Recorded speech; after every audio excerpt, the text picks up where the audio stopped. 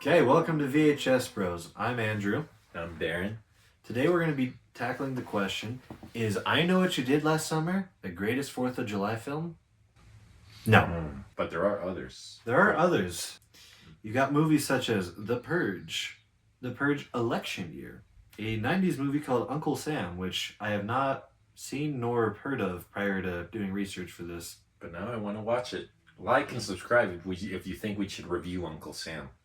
If one person comments review Uncle Sam, that's not my wife. We will do it. This one's a bit of a stretch, but you have Independence Day. That one's more of an action movie. You got Final Destination 3. And then the movie that does take the cake for best 4th of July horror film is Jaws.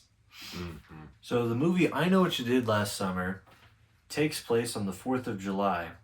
These four friends are minding their own business when suddenly they run into a guy on the street. Wait. I just noticed there's symbolism. 4th of July, Four friends. protagonists. Oh my goodness! Whoa. It's so deep. So these four friends accidentally run over a guy on the street, and rather than call the police or anything, they decide to dump the body in the water. But then, 1 year later, the friends all come back together because someone has blackmailed them saying, I know what you did last summer. With that synopsis, let's cut to the chase.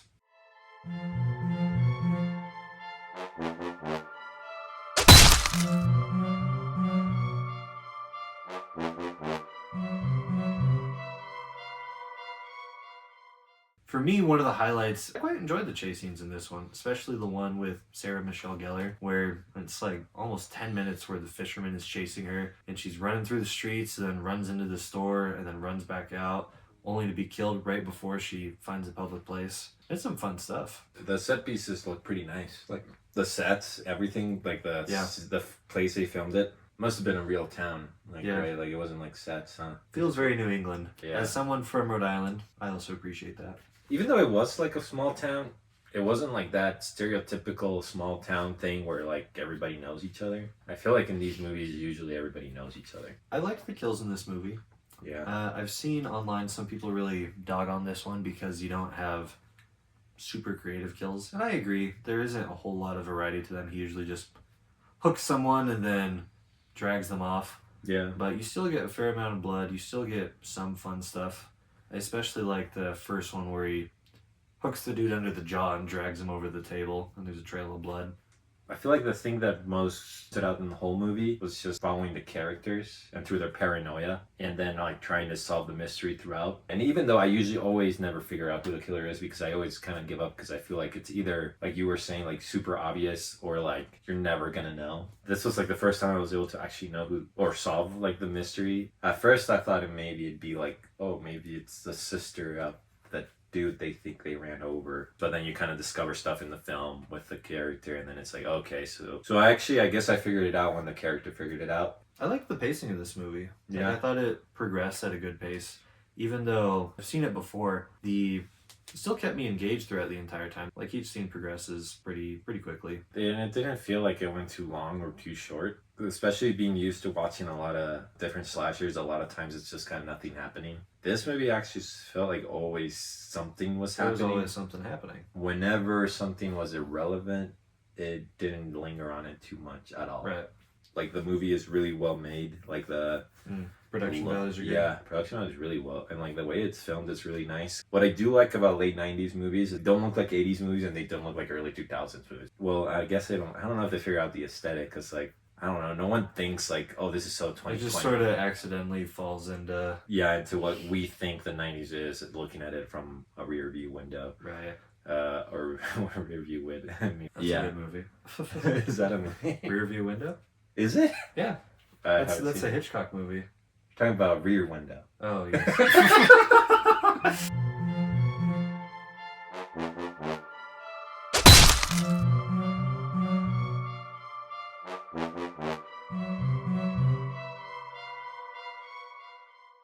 I primarily have one major one, and it's that the characters are all not that likable. You kind of like some of them because they're famous actors and actresses. I like the actors, but their characters are all pretty despicable. Given the premise, they all are cool with doing a murder, Yeah. and then being upset that someone is upset at them for doing a murder. So especially the character Barry. I think he's the worst one, but like I'm I'm kind of curious too, like if that was on purpose. I believe it was intentional. I think the Mm. characters were intentionally written. The only thing is it makes it hard to root for them at certain points. Oh, 100%. When we were watching it, Darren was actively rooting for the killer for most of it. I usually don't, like, believe me. Barry, of course, is the most hateable, and then like the main character girl that you follow is the one that feels the most bad about it. The other dude, Freddie Prinze Jr., you don't really see much of him. Like, he doesn't really No. feel like a protagonist. He's kind of He's just a red mysterious. herring. You're supposed to think he's the killer. Because those two characters are the most likable. Because Barry and then Sarah Helen. Michelle Gellar's character. Yeah, Helen of Troy. She is, I mean, Helen is fine. I feel like she's not that bad, but she just kind of goes with the, well, I guess all three of them kind of went with the flow because Barry just, it really is Barry's the worst. Because, like, he's the one that it was like, no, we're not going to call the cops, we're not going to do this. And everybody, for some reason, listens to him. But yeah, like, I feel like Barry's the instigator of all the bad things. So, biggest negative, Barry's a jerk. It's a necessary evil, but Yeah. in a lot of slasher movies, you don't have particularly likable characters, and I recognize that's just part of the formula. But in this particular case, a couple of these guys are actively being Like, terrible. pretty close to evil or, like, really Yeah. unlikable. Well, I feel like Barry most anyway. But, like, Barry is the real villain of the movie. yeah. But Like then they like if you agree. like if you agree, comment below if you hate Barry.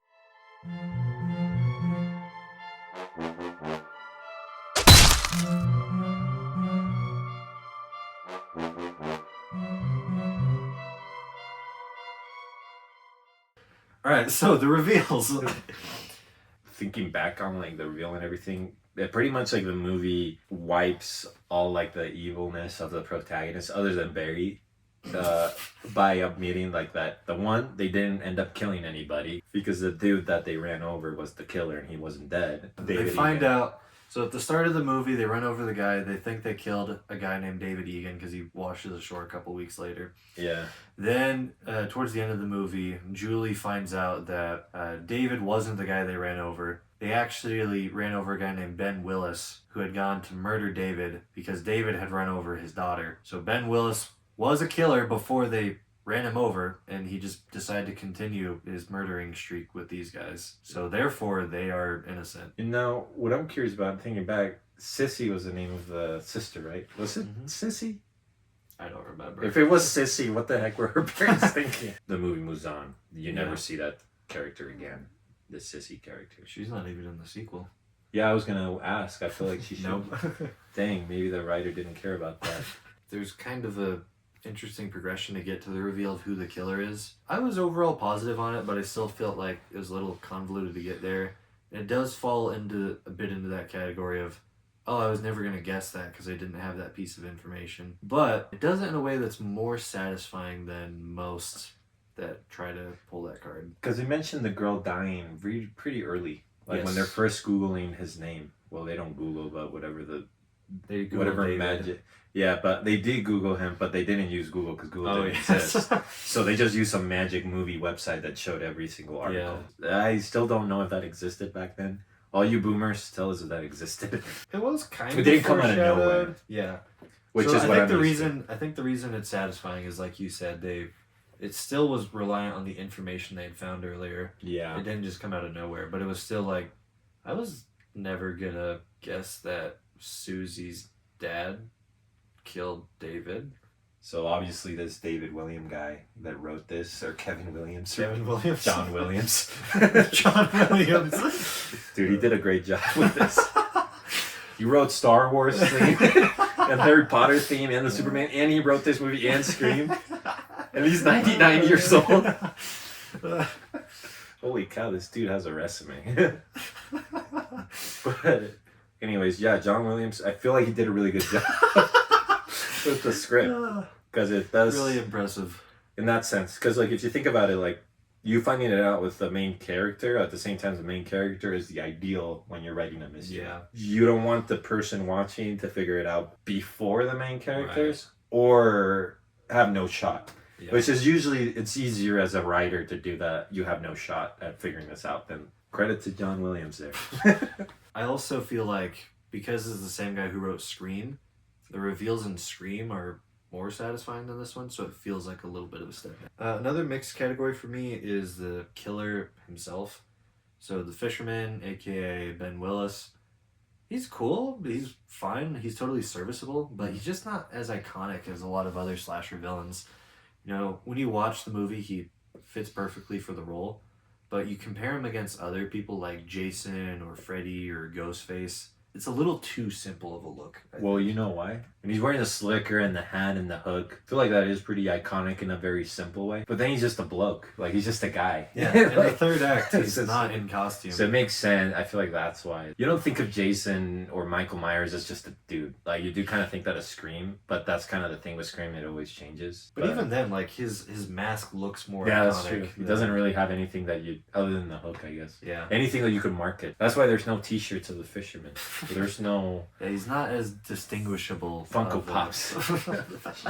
Fisherman Funko Pop. I'm sure there's Jason Funko Pops. Oh, absolutely. Another mixed bit for me is the way the movie wraps up. Mhm. So I do like the final portion on the boat. I think it does a good job of resolving things enough to have a resolution, but also leaving the door open for sequel potential. It struck that balance that a lot of slashers really struggle to, where it's always like, oh, okay, here's the obligatory, oh, he's secretly alive. Which the final scene totally is guilty of that, like where she goes into the bathroom and he says, I still know. Well, you know Jumps what the out at her. final scene is? Hmm. It's literally Nightmare on Elm Street. That's how the first one ended too. Well, that's a And that's how terrible Friday ending. the 13th 2 ended as well. Well, the first Friday the 13th does it better though. Yeah, I agree. Nightmare on Elm Street does. I love that movie, but that ending is by far the weakest. Part of Yeah, the film. but you can at least get away with the fact that it's like a dream or whatever. It Yeah. could be a dream. It right? could be a dream. This They never one- address it in any of the other ones. Makes sense. If I was a writer for the sequel, I'd be like, I'm I'm not- just gonna ignore this. I'm not touching that with a 39 and a half Because it foot makes pole. no sense. It make- yeah, Maybe it was that's- just or you could just say that it was a dream. That's what you they do. don't with even everything. address it. Well, that's true, because why would you, right? When did the sequel come out? A year later? Yeah, I think a year later. Dude, then they should have addressed it. 'Cause if it came out like 10 years later, sure. If it came out a year later, you'd remember.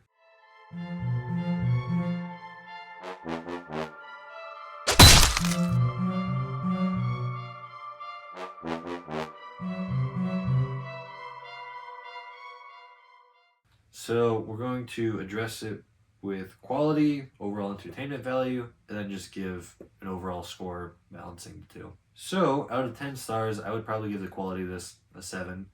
It doesn't do anything, I don't know, extraordinary, so it just feels very decent. Almost feels like a thriller, like almost too. Like Yeah. it almost doesn't feel like a slasher. Yeah, I would say like the quality was really good. Like there's not really much I feel like you can complain about other than like the characters themselves. The characters are Right. pretty lame, but at the same time, I feel like that's on purpose. My only my complaints about the movie are I feel like it's Intentionally baked in. intentional. I give the quality an 8. I don't know because I Okay. feel like it's like really nice, really good movie, really good looking movie. So now on to the entertainment value. I would give this one overall 7.5. So pretty engaging, pretty fun throughout. There were never any boring parts to the movie. Again, my only complaint is some of the characters are not that fun to be with. Yeah, I would agree. I would say like entertainment quality was probably like a 3. Just kidding. No, I had a lot of fun watching it. They don't like the characters. 2 of them do die, which is good. Well, no, I mean, I feel like Barry's the only one that really deserved to die.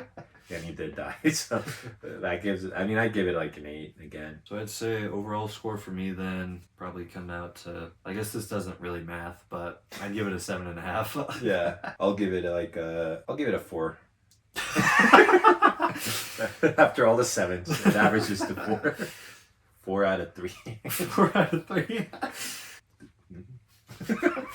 I don't know. I have a hard time giving number scores to movies. I like them.